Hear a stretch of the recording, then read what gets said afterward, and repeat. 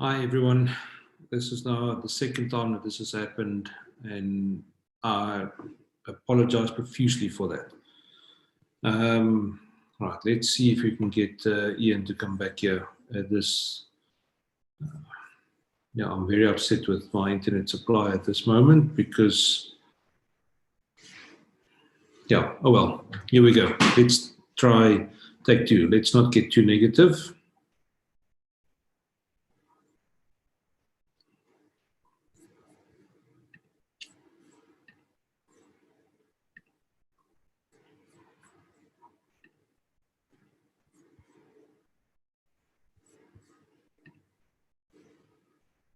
Hello. Hi there. Are we back on air? Yeah, sorry about that. Internet just, I don't know what they did, but my Wi-Fi and everything just went down. Can you tell me where I was when this happened? You were mentioning about somebody called Des, and then it died. All right, did I start telling you about how I went into the photographic business? Yes. All right. Okay, so my mom said to me, "Yeah, you can get a job." She forgot to say what you should get paid. So I went banging on the doors of photographers, and they all chased me away. Some big name guys that I'm now friends with. And I met this guy, his name was Leo Schultz. And he said to me, "Look, I'm so busy, only time I'll interview is on a Sunday." And I went for an interview. And he said, "Look, you can get the job. Out of the kindness of my heart, I'll pay you £4 a week." He said, "Should you mess anything up in the darkroom, I'll take it off your salary." And I said to him, "How many days is there in a week for you?" He said, "Well, normally 5, but it could be 6 or 7. And he says, mostly always 6. In any case, I joined him, and first job I got was cleaning the darkrooms. I made the coffee for everyone, and I started working in the darkrooms. And I spent 3 years working with this guy. I learned a lot. We were in the nightclub photography business. We were doing commercial photography, and I went off to the army during that period, and I came back to find that I was now apprentice number 2. Apprentice number 1 had arrived while I was away, and he's a very well-known guy in the photographic industry, Dennis De Silva. We all know of Dennis De Silva, and Dennis De Silva and I were appies together. We had a lot of fun together, and we did some crazy things. And in any case, I ran the guy's company for him. I did all sorts of work, shooting on anything from a 35mm to a 4x5-inch camera. Dennis and I also had the luxury of working at lunchtimes, selling suits for this guy in Bree Street. He had a company called Schultz Factors, and when we finished eating our hot dog, we had to sell suits. The next thing that happened is I opened the Sunday papers one day, and I saw that Eskom was looking for an assistant photographer.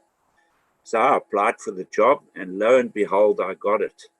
At that stage, Eskom had a small photographic section in Rocheville, part of their R&D stuff, and I joined them. And I joined up with a guy, Nigel Brown, who's no longer around, and Alan Borgeson, and I both joined within a week. And we were the start of what was going to become known as Eskom Visual Services. We basically grew from that into a 38-person unit. When I say person, it was ladies and gents put together. We had a photographic division. We had a television section. We had graphic designers. We had exhibition guys. You name it, we had it. And we had possibly one of the finest photographic departments the country ever saw. Some of the highlights is many years ago when we were printing Cibachrome and we wanted to put in a Calenta processor, and I went to Eskom. I said, "Guys, we need 16,000 for this machine." And they said, "No ways." And I went off and I designed and I built my own machine. It cost 600 Rand, and it did the job. But the long and short of it is we eventually got this processor, a much better one. It could run 1.2 meters of width, could run any length. And one of the highlights that we ever did is, you all know about Kodachrome. Have you heard of Kodachrome? No. Kodachrome. Okay, there's a movie called Kodachrome as well. Okay, Kodachrome was the finest grain film that Kodak ever made. Okay, yeah. A young photographer that worked for me, Lawrence Steenkamp, took a 35mm shot of Koeberg Power Station, which we cropped out and we blew it up in one section to 1.2 by 6 meters long. In other words, it was a long, thin snake of a landscape. Now, people have said to me, but how the hell did you expose such a long piece of paper? Simple. We took our enlarger and we rented the Alexander Theatre in Braamfontein in those days. We set the enlarger up and we projected it onto the rear screen. And we did exposure tests, which we put into a drum. We took it back to the lab and processed it till it was right. And then when we had the perfect exposure, which was 57 minutes at that stage, we went back and we exposed this thing, processed it, and then ran it through the processor. We also had what was at that stage the first dry mounting, a Demco mounting and laminating machine. And we mounted this onto a continuous length of plastic and then laminated over it. We had so many highlights and things that we did working for this company. And what actually happened was, I think it was in the early 90s, management came to me and they said, look, you're now the manager of visual services. You need to turn this into a full-blown business because you're costing the company money and you need to prove that you're viable. We turned the entire business into a turnkey operation whereby we worked for the market out there. We did work for the Ford Motor Company. We did work for Ilford whenever they had the press awards. You remember the Bang Bang Club and all those great guys? We would do the printing and mounting of all the prints, which were printed at Breath at those stages. We do the audiovisual productions and we'd make money. We worked for all the other electricity authorities up in Africa doing work for them. And we had a fantastic department. But then in 95, what actually happened was the years of affirmative action. And one of the bosses came along to me and said, hey, Ian, we're going to swap you out with this guy down there. What are your thoughts on it? I wasn't very happy about it. And the long and short is I negotiated a package. I left them in 96. And that's when myself, my wife, Warren, and my other son, Stuart, the two cats, it was one cat and two dogs arrived in Knysna. But why Knysna? Well, I'd done a shopping trip. I'd been around the country looking for a place where I could settle, where it was possibly a good spot for my kids to go to school, and where I thought I could set up a photographic business. There was one photographer in Knysna at the time, and we set up there. On arrival, everyone said to me, Mr. Fleming, it's never going to work here. No photographer ever made in Knysna. Why don't you pack up and go home? So we started off with a 12 square meter area that I worked in. And before closing it last year on retirement with the print shop, the frame shop, the studio and the training center, we grew it to 240 square meters. If Warren's finished playing with the cat, maybe he can put up a picture of the studio for you. It was a very industrialized looking studio. It housed the museum that I had. It's a fantastic place. We really had a lot of fun there. And I don't know, is it coming up there? Yeah, that was the studio. And as you can see, it was large. To the back corner was a dark room. It would be in the left corner now. There was a dark room, which I sold a year ago to a youngster. It was well equipped with Leica autofocus enlargers, some really good kit, and I actually missed it. but you know, you can't hang on to everything. Yeah, no. Sometimes we need to move on. But like you said, you're retired now from the photographic business, or from the business side of things. But okay, a question I've got in that sense is, today it's easy. It's relatively easy to become a professional photographer. Is there any advice or things that you would say to people now that wants to become a photographer? Because I presume there's a lot of kids at school that they see the glamorous part of it, but they don't see the hard work behind the scenes of becoming a professional photographer. I'll give you a very blunt and straight answer. I was a member of PPSA, Professional Photographers of Southern Africa. And then I think it's about 8 years ago, I formed SA Professional Photographers after they closed. And we've grown a lot, but we're now shrinking. We're shrinking because of the change of the entire photographic market. The whole demographics and way of working has changed completely. In the days of a film photographer, when you went out there with your camera, your light meter, your flash meter, your color temperature meter, because you didn't have white balance on your on film. You had either daylight or tungsten film, and anything in between you had to filter and make it work. And you couldn't just shoot it and have a look at it like you do nowadays. It was very difficult, and there were no double chances. The stuff had to go for processing. The guys in the labs couldn't mess it up. Okay, the guys going out there now, there's a lot of online courses. There's a lot of photographic schools running. Our technicons are pumping out students all the time. They're pumping them out into an industry that almost doesn't exist.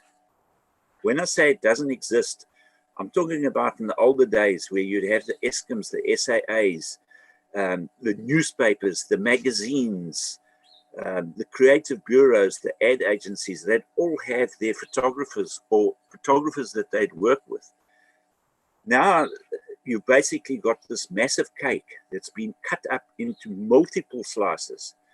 Whereas before there was a lot of slices, but now there's so many slices, you can hardly see which way it's going. Yeah. For a photographer to really get ahead in life, firstly, you've got to have the passion. If the passion isn't there, you're not going to make it work. The second thing that's going to be possibly even more important than their passion is good business sense. You can be the greatest photographer around, and you can be a thirsty one like me, Warren. Warren's supposed to bring us a beer. Did you get a beer yet from your wife? Warren said you normally have a beer when you do this. In any case, you can be the greatest photographer out, but if you don't have good business sense, if you don't know how to charge for your work, if you think, oh, well, I don't need to charge for mileage because it's a little small part of it. Your mileage in your car is a massive part of your business. Your accounting is so important. Making sure your customers pay their accounts. Cheers, Warren. Cheers. Cheers to all photographers and all would-be photographers out there. I'd also like to say cheers to all health workers out there during this hard times with this virus. And not only all health workers, all workers in Pick and Pays, Spars, Clicks, Checkers, whoever that's supporting us. Can we have a toast to them? Cheers, guys. Cheers. Cheers. Cheers. Okay, so I was saying, it's no good you invoice money and then you wait 3, 4, 5, 6 months for your customers to pay you. You've got to be on top of it. You've got to have a good game plan. You've got to be organized. No good the customer phones you and say, have you got backup files for me? You say, well, I'm not sure. I'm really not sure. I'll have to look into this. You either know or you don't know. Yes. Unfortunately, there's a lot of fly-by-nights out there. We resemble these fly-by-night photographers to what, like, you know, the Bucky Bucky builders. They run around in little buckies building houses, and they compete with good companies building houses. And people think, well, because they're cheaper, they should use them. Till the house goes up, and then next thing it falls down. Same with photography. Goedkoop is the best. There's I've done what. Goedkoop is dierkoop. Is that right? Yeah. Yeah. I've done a couple of chats at one of the photographic colleges in Cape Town a couple of years ago, and I said to them, well, now it's the first year students, and they're sitting in the class, and I said to them, okay, right, why do you want to become a photographer? And 90% of them said, well, it's fun. I said, yeah, okay, it's fun. There's a lot of fun involved. What else? They said, no, they don't want an office job. So I said, well, I've got terrible news for you. You're going to be stuck behind your computer for 12 hours a day. It is the worst office job you can possibly get because you do it alone. And it never used to be like that. Yeah. Being in the lab was lovely. Exactly. And I then said to them, I said, okay, right. I presume everybody sitting here wants to become a professional photographer. They want to earn a living with it. And I said, yes. I said, okay, right, look to your right. And there's obviously somebody sitting next to them. I said, I looked to your left. Are they your friends? They said, yeah. I said, look closely, because in a couple of months, in a year or two's time, they're going to be your competition. And they are going to slit your throat for 10 Rand to get the job, even though they're your friends. And their jaws hit the desk. They couldn't believe what I said to them. You need to understand something. You're talking to a guy that grew up with film. I've got D76 developer flowing in my veins, they say. But like everyone, we converted to digital. This is a digital camera, by the way. It's an Olympus Pen F. And I do agree with digital. It's the way forward. It's the way to go. And I think digital is fantastic. I've learned to do Photoshop. I've learned to use digital cameras properly. I still sometimes sneak off and do a shoot using a very old film camera. I did an exhibition a couple of years back where I shot it on a wooden camera that was built in 1926. And when the guys looked at the quality of the stuff, they just said, well, this is immaculate. It's incredible stuff. The sharpness and everything, because it had a large format negative in it. But yeah, look, digital is the way to go. And I mean, I am a great lover of street photography. If you go onto my site, ianfleming.co.za, and I think you click on passion, and then under passion, you'll see street photography. That is my passion, shooting people in the streets. And I admire street photography because it actually takes a bit of courage to get it going, and a bit of dare and what have you, Yeah, and now is actually a good time to go and do that when people are out and about, because people are in an interesting time. They're wearing masks, they're staying away from each other, the streets are empty. So now is actually a good time to do that if you want to take part in that kind of genre. Tell me a little bit about your greatest passion in photography. I know you're a Canon man.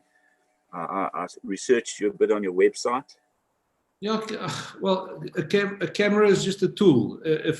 I happened to buy into the Canon system when I started photography, so most of my investment is in that line. And I've looked previously at switching to a different brand, but it was just going to be too expensive to do that. So I say to people, doesn't matter if you've got a Canon, a Nikon, Olympus, Pentax, or that large format camera behind you. It's a tool, and they must learn how to use that tool correctly.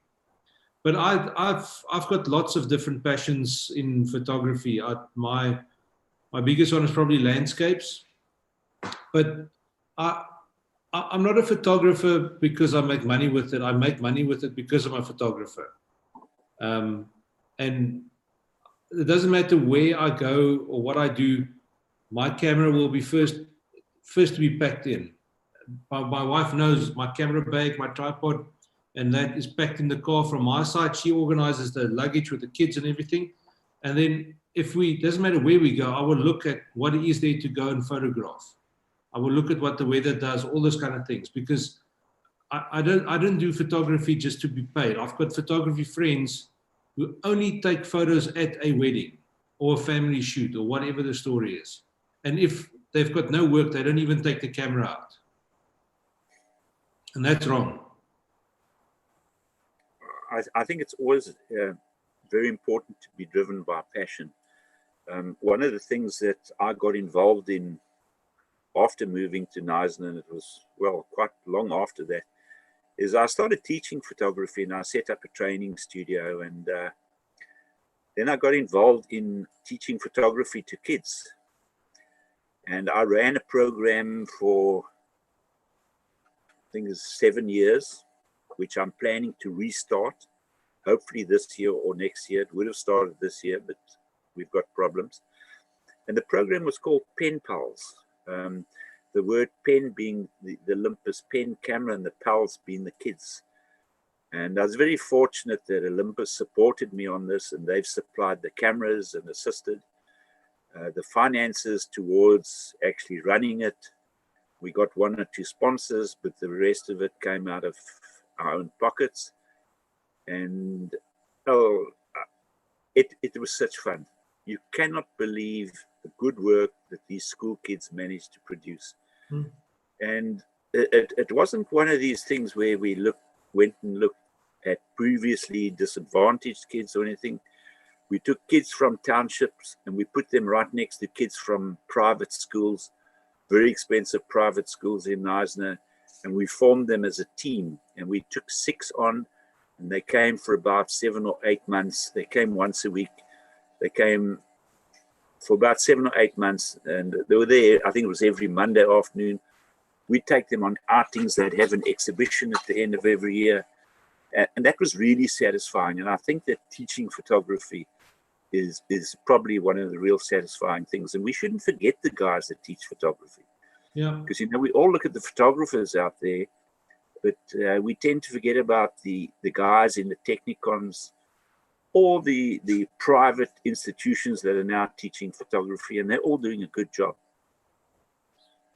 But then I always ask the question, if you go to university to become an accountant, and you go sit in a lecture hall studying accounting, why isn't that person in the front there an accountant? Why doesn't he practice in an accounting firm? And the same with photography. It's all good and fine to go and study photography at college, but the guy standing in the front teaching you, he's not a professional photographer. I might be wrong, there might be some of them, but I don't know of anybody. So I think a lot of them is just another job for them to earn a salary. They're not passionately into photography like we are. You're right and you're wrong. There are some I've seen out there teaching photography that I think are pretty hopeless. And there are guys out there that are passionate and have been through the mill and do know their work. It's like that in anything you're going to get. You're always going to get the good and the bad.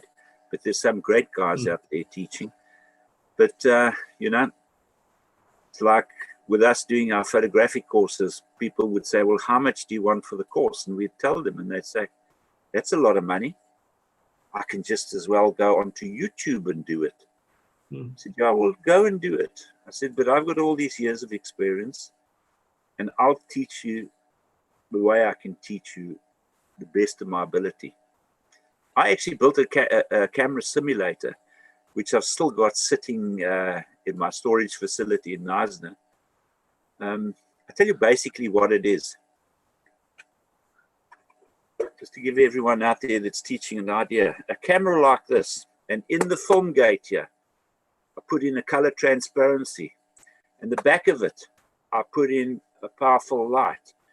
And it means that every time I do an exposure or a focus or I change the aperture, it projects onto a screen what the camera is doing. I've never seen one anywhere else. I have one. It's built in a Nicomat FTN body, and it works like a dream, and it shows depth of field. It shows focusing, and it shows focal length when you change lenses. It shows lens speeds. So if you put a 1.2 lens on and you suddenly change it to a 3.5 lens, they see the darkness coming in. I always believe that the simple ways of teaching are the good ways, but there's nothing like getting out there and learning it. And listen, some of the best photographers I've met have never had any sort of formal training. No, I haven't either. I've taught myself, and I would do it by, I would look at something, I would see it, okay, right, I like that look, and then I'll figure out for myself how to do it, how to get it, until I've got something that I feel I'm happy with in that specific thing that I was interested in. So I've completely taught myself, and even now I still try to figure out a lot of stuff that like I said, there's other photographers, and some of them are very good friends of mine. They don't have to, they just don't want to do that. They will pick up their camera if they've got a wedding on a Saturday, and they come home, they take the cards out, they download the cards, and the only time they touch their camera again is next weekend for the next wedding. Yeah, look, let me tell you something about wedding photography. Firstly, I'm not a wedding photographer, and I never want to be one. But when I was trying to put my kids through schooling and Technikon and varsity when I was in Neisner, I got approached by a hotel group. They had a chapel in the forest, and they said to me, "We want you to do every one of our weddings." And they said, "It's very simple. You don't have to liaise with the customers. It'll all be shot on 35mm color neg. You will have the negs processed and printed in jumbo prints and supplied back to us, and it'll be given to them, and you'll never see them again." Because there were people coming through from other countries. The weddings would sometimes be 2 people. Sometimes there'd be 30 people, but never more than 40 people. I did 98 weddings for these guys. And I said to them I would stop doing weddings when my last of my sons was finished being educated. And when I stopped at 98, they said to me, "Do 2 more and you'll get 100. I said, "There's no stars on my shoulder for 100 weddings." They said, "Why?" I said, "Do you understand something about wedding photography? It is the most stressful type of photography you can have, because they only get married once. You only shoot them once. And, well, Warren was making a joke there. Maybe some people get married more than once, but you only get one shot at it. Yeah. And it's a stressful thing. And I take my hat off to the guys that do it. Well done to them. It's a stressful job.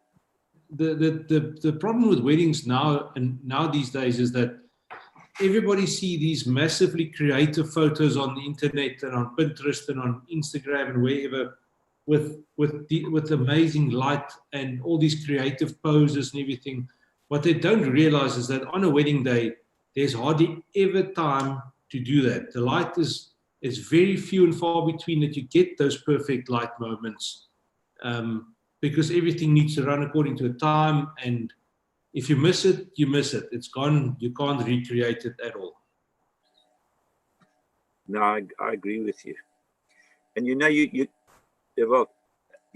always going to find that some photographers excel at one thing more than other things.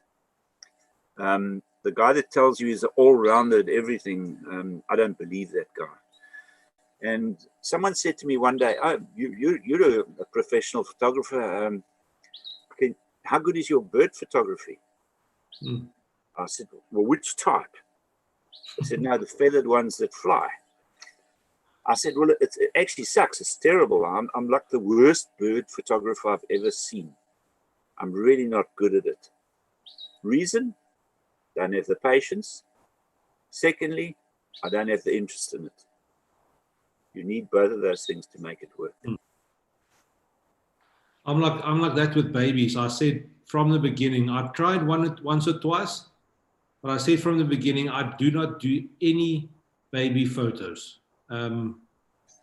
I've had people try to con me in photograph doing a family shoot, but then I get there, it's a baby, and I don't even photograph my own babies like that. So it's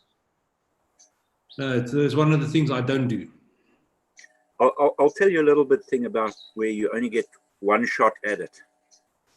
I think it would have been in the late 80s when I was working at Eskom. Got a phone call one day saying one of the flues in the Matlet power station that was being built had collapsed.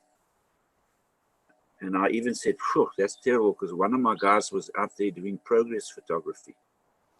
In any case, the long and short of it is this smoke flue, which is probably about 50 stories high. It's a high structure. It has an outer flue with 3 central flues in it, and one of them had collapsed. In any case, Eskom got in a company, I think they were called Wreckers at that stage, but the name probably left me, a company to demolish this. And we were asked to be part of the team that would photograph the smokestack coming down. Now, you don't just arrive there on the day, put your tripods up, wait for the bell to go off and start shooting with film cameras, by the way, with motor drives running and seeing how many good shots you can get. There's a lot of planning goes into it. So I went to Eskom management. I said, right, we're happy to do it. The press are going to be there and the records are going to get guys. It was an American company. They're bringing their photographers out to shoot this. I said, we'll do an investigation into this. And we went and had a look at this thing. And right next to the smokestack, they'd built a temporary smokestack because one of the 3 sets was still running. When I say 3 sets, that means one of the generating sets was still running. So they needed to get smoke out. And we had a good look at this, and we spent 3 months planning a shoot. I went to Eskom's management and I said, this is what we're going to do. Because the smokestack was there, they were digging a trench there, and they were going to blow into the tower, and it was going to collapse and fall into this trench. They hoped. And there'd be a viewing deck at the edge of the trench, and no one was allowed anywhere else.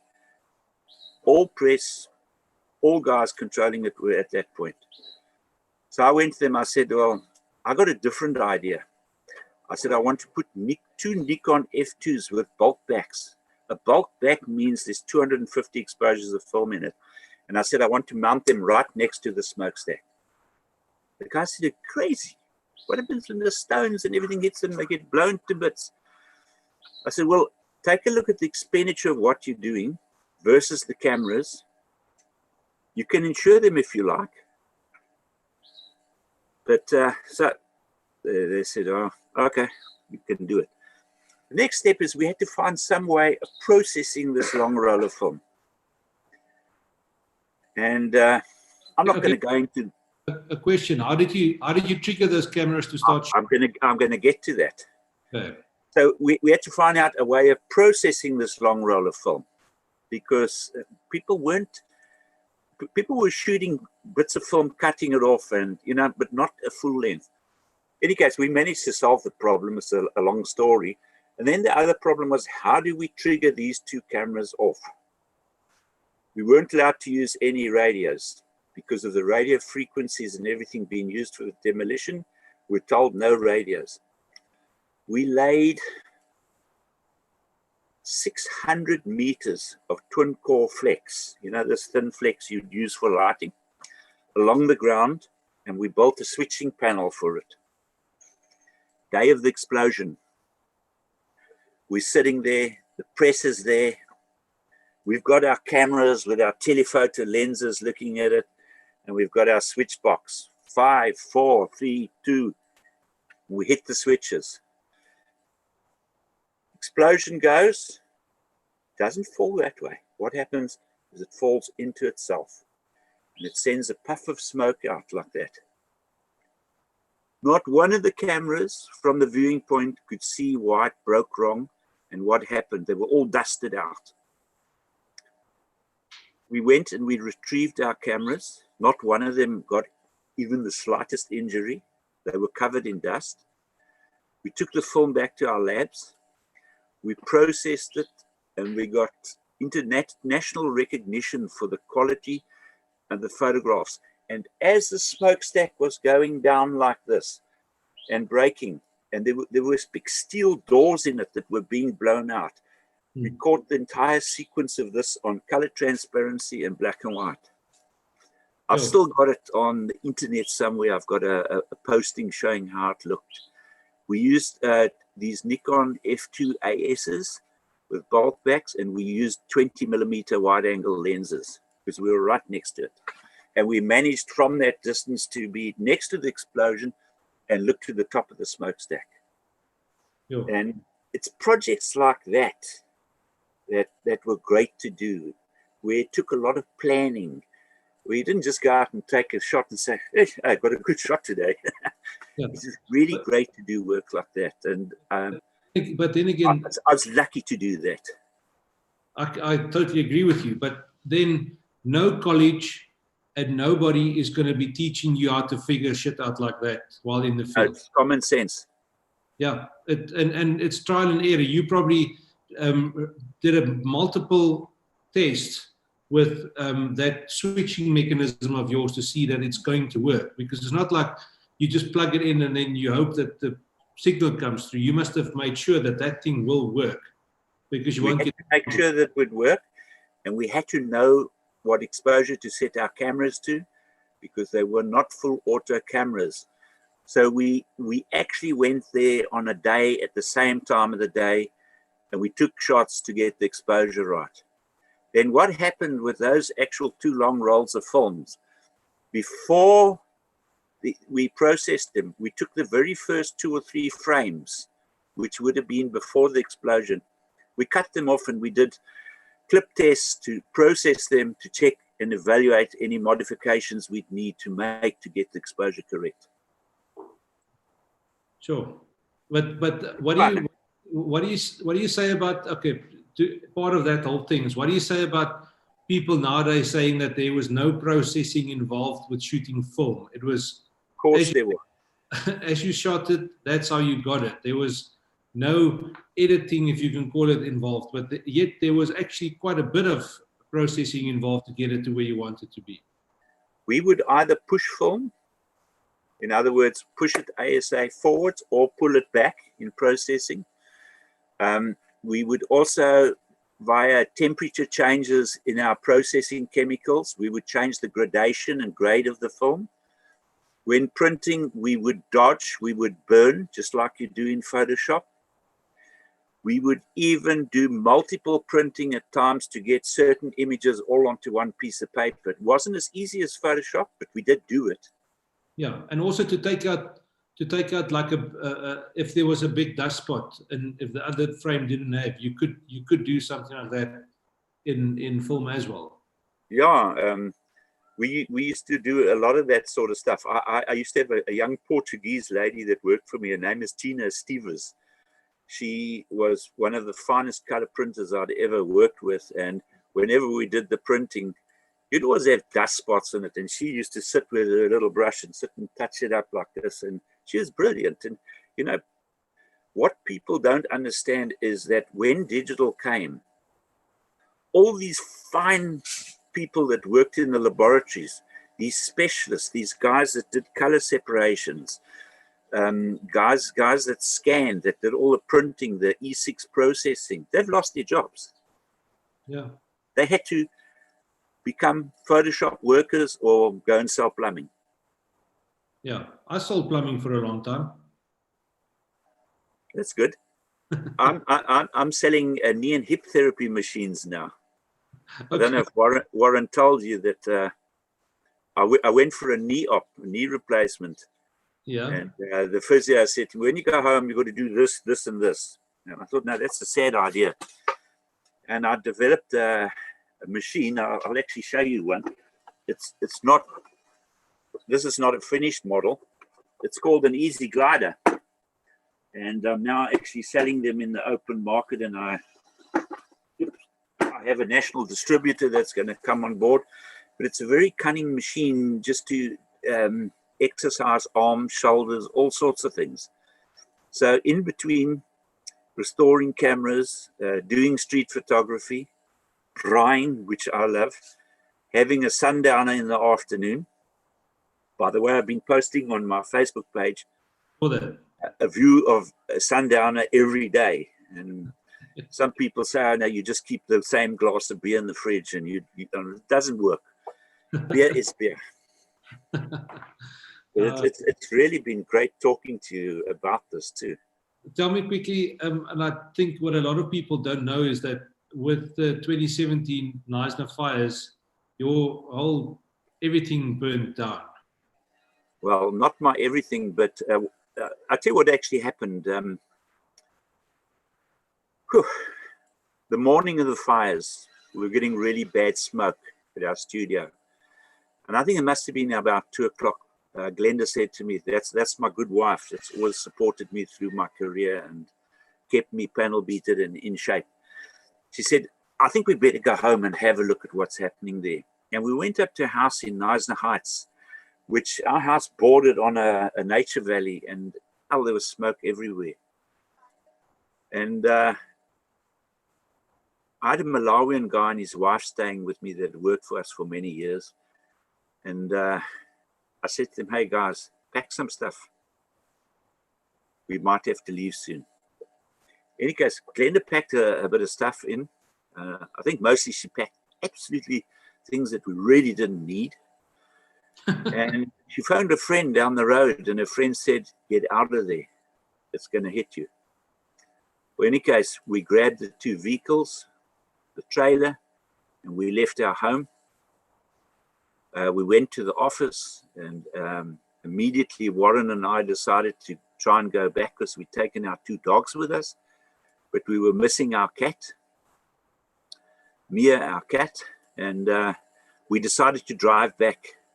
In any case, we drove up the street behind where the fire was, and we just saw this fire coming down the road towards us, and Warren said, Dad, make this car turn, chop, chop. I did a sort of handbrake turn, and we had this fire at the back of the vehicle chasing us. And next morning we went up there, and there's absolutely nothing of the house left. In actual fact, there was virtually nothing of the suburb left. In our suburb alone, 196 houses burnt to the ground. Sure. Fortunately, all my cameras and my camera equipment was at the studio in town. And another very big plus, and a really big plus is, about a week before that, Glenda had asked me to find a picture of Warren for Facebook. And I decided to take all my negative and transparencies from the years before to work. So I saved those, but all the memories that were on the walls, I mean, pictures of me when I was a light in the Defense Force, they're all gone.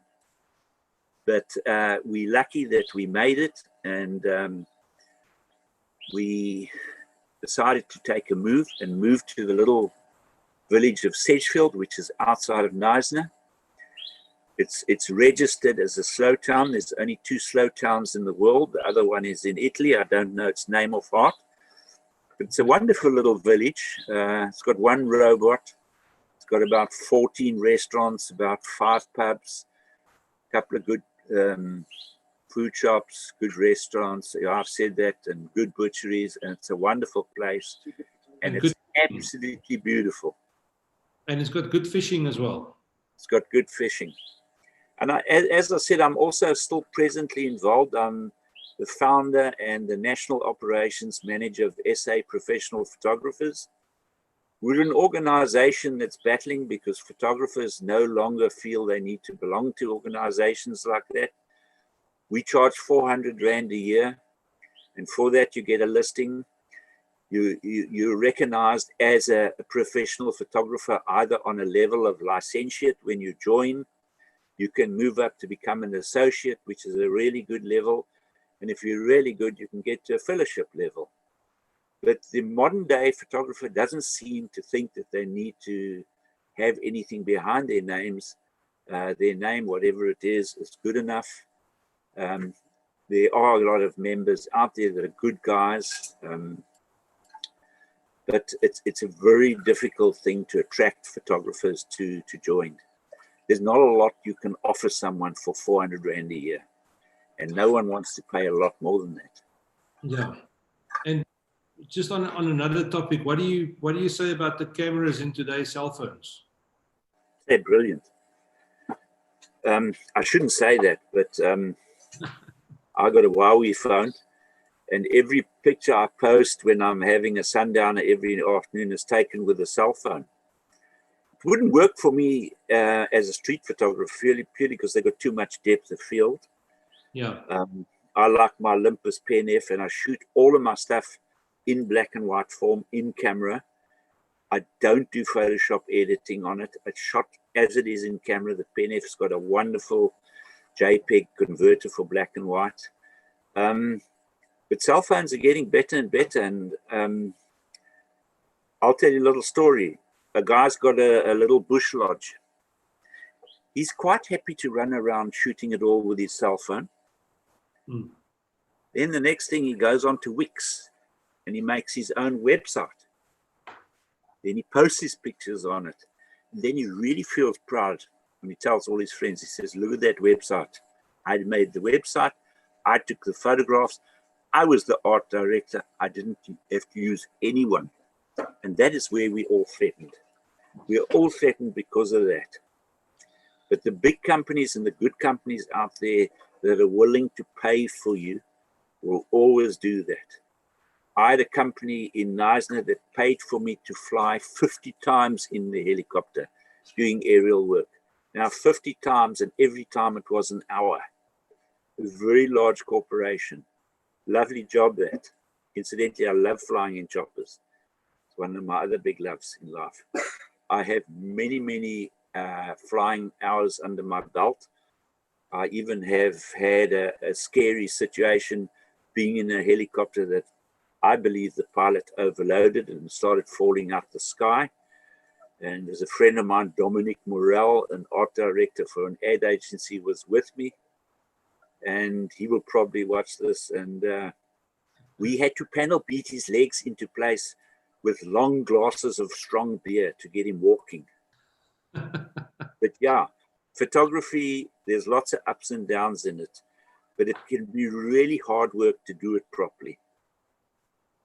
But if you do that hard work, it's so rewarding. That's lovely. Okay, what are you going to shoot with that wooden camera of yours once you've got everything fixed? I'm not too sure. I'll tell you why. The first thing, I'm going to have to source some film for it, 4x5 inch film. I'm then going to have to go into a dark room that's totally dark and cut it down a bit smaller, because the plate holder in there is a non-standard size.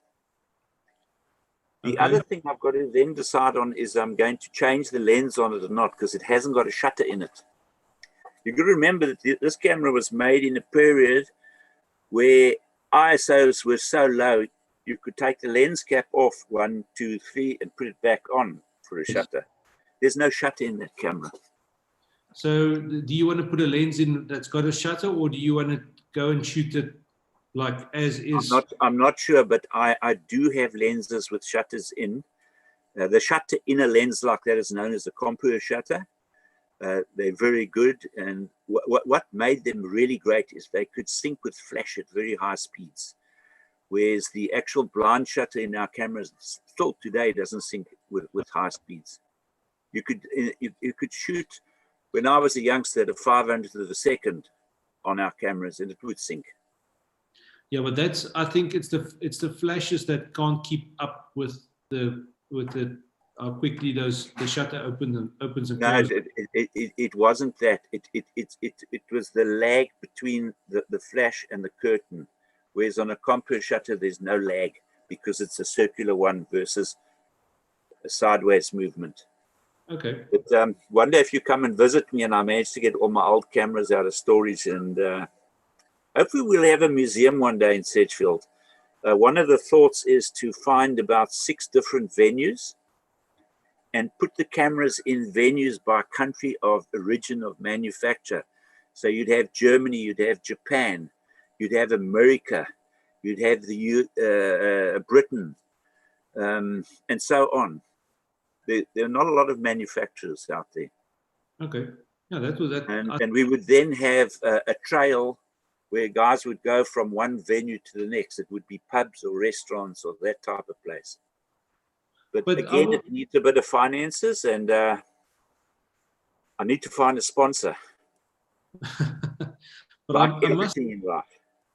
I must say that I think the film photography is coming back quite a bit. There's quite a few guys that has actually invested in a bit of film photography gear.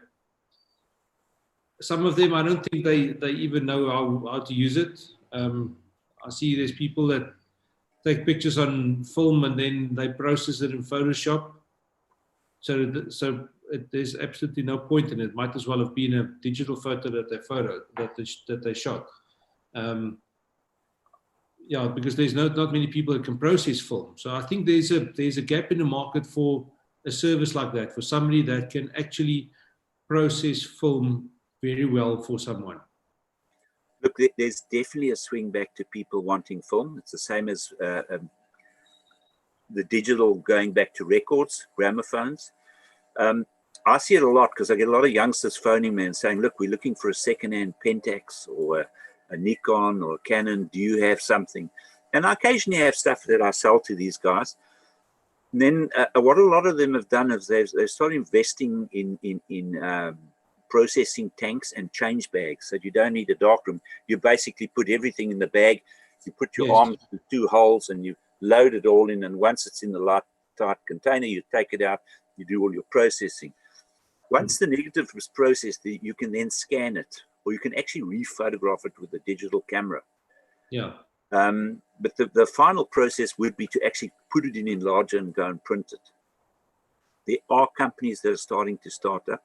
I mean, the companies like Ilford and Kodak and that are starting to produce film again, and they're producing more and more. Ansco and overseas have opened their factory up, and Kodak have reintroduced Ektachrome. But the actual facilities for processing are still few and far between. Yeah. I think ORMs in Cape Town are still pretty strong in it. And you will find that in your area, you will find there's little labs that are starting to, or mainly guys working from home doing it for you. But you're going to find that very expensive. Yeah, it is very expensive, but often the guys doing that kind of service now is that they don't have the experience like somebody like you who can do color and black and white, because a lot of them are really good in black and white because it's a lot more foolproof than what color is. So they will mainly do black and whites, and then when they do get a color film, it doesn't necessarily mean it's going to be the way it should. Yeah, look, I'll shock you a bit. If you look at color processing, the processing of the film and the print is an exact science. The temperatures and everything, it's an exact science. You follow the instructions to the book. The final bit in the color printing is getting the correct color, and that's color filtration. Yet, black and white film processing and printing is an art, not a science. It's an absolute art. All you got to do is speak to a guy like Dennis De Silva, who's a world-renowned printer. He handprints for guys all over South Africa and many guys from Europe and the UK. They don't use him because he follows the instructions and he knows what temperature to use and what processing times to use. They use him because he's gifted and he knows how to bring the best out of a black and white. So black and white printing, in my opinion, is an art, whereas color, you're working to a set book of stats, and then you filter it out at the end to have correct color. Some people might disagree with me, but I'm willing to argue this to the end. Black and white is the more difficult one of the two, if you're going to do it correctly. Yeah, because that also, what I'm saying is that a basic lab it's easier to print a black and white photo for them than a color photo. But it's just they just develop the film and off they go. But if you, like you say, if you've got somebody that knows what they're doing and that's got the passion for doing that, then it's a different ballgame. You see, the difference with color is, firstly, some of us are colorblind. Okay, yeah. I'm not one. But you have a Macbeth color chart, and if you print according to the standard colors there and you print to daylight and to your set standard, you've got it right. But if you take a black and white print, not just printing the black and white, there are numerous grades of contrast of paper that you can get, and it's choosing the right grade to give you the correct feel of that black and white that really makes that print a winner.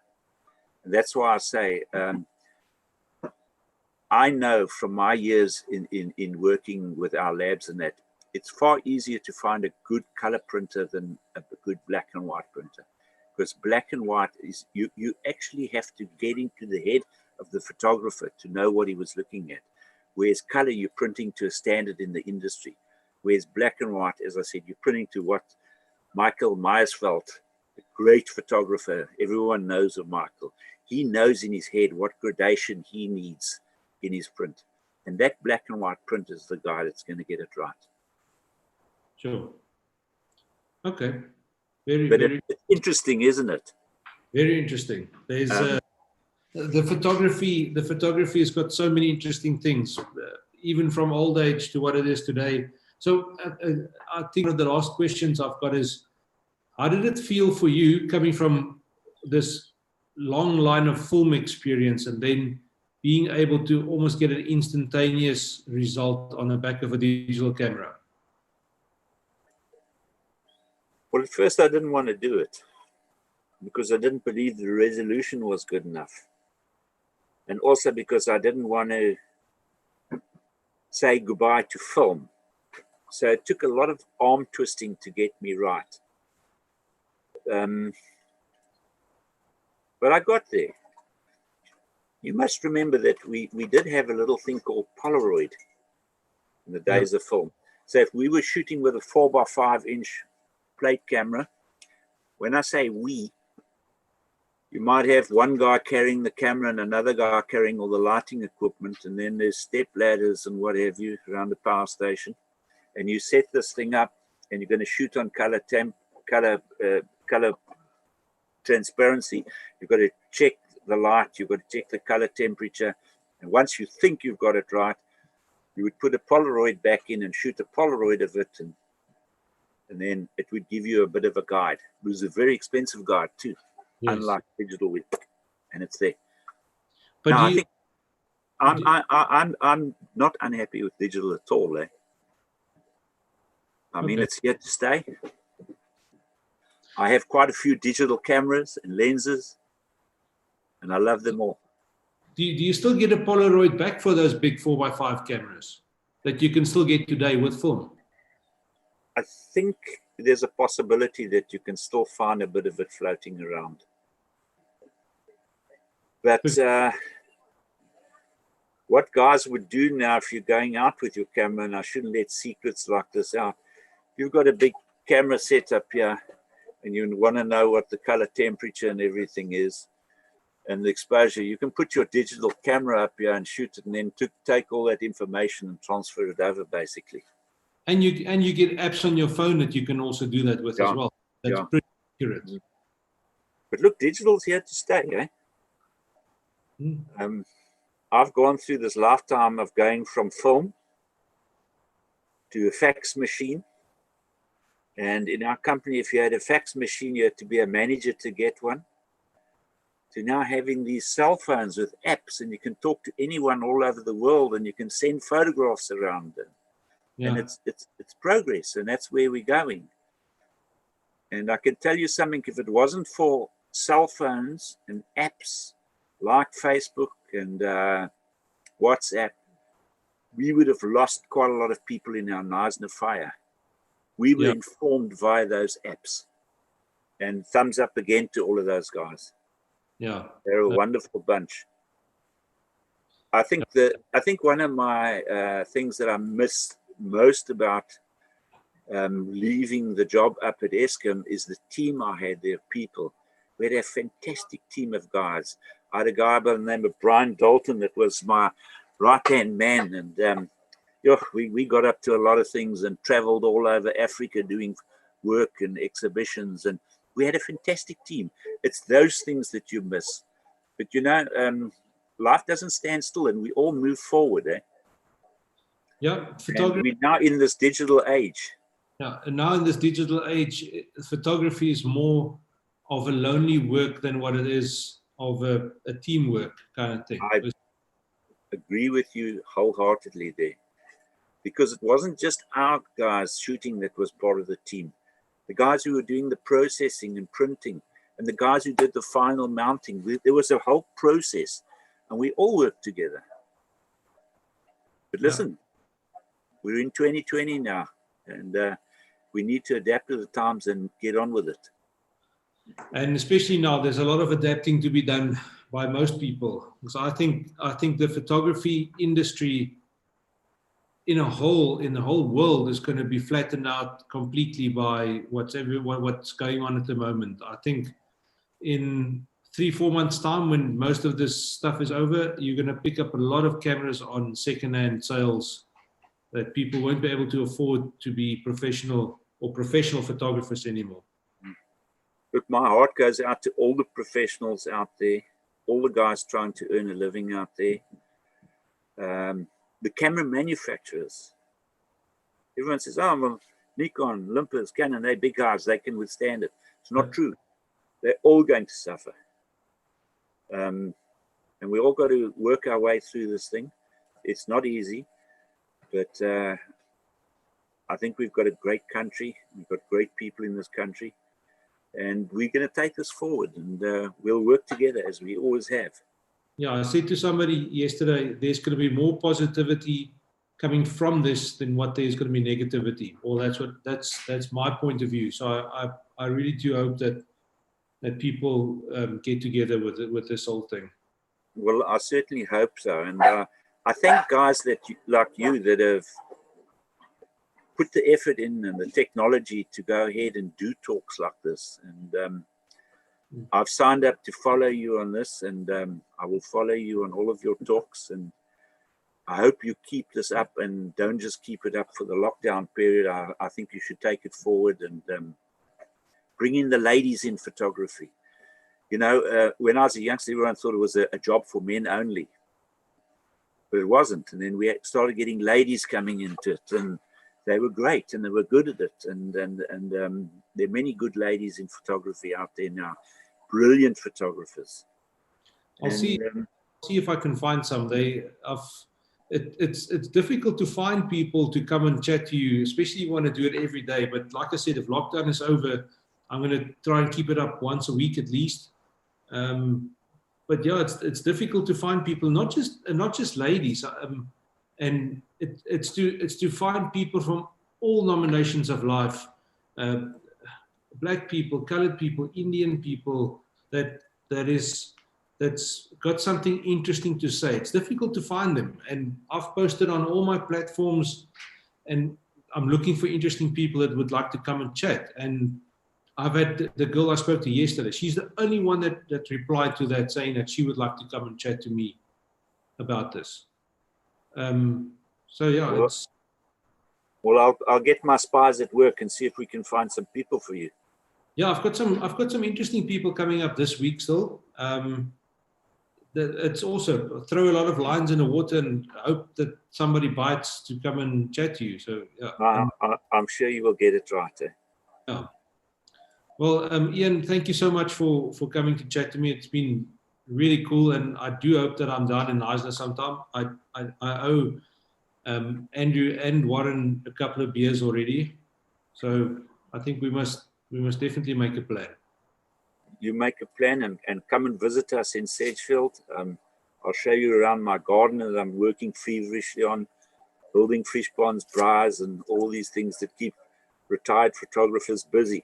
Do come and visit. Yeah, I will. Thank you very much. Thank you so much for coming to chat to me. Thanks a lot. Cheers.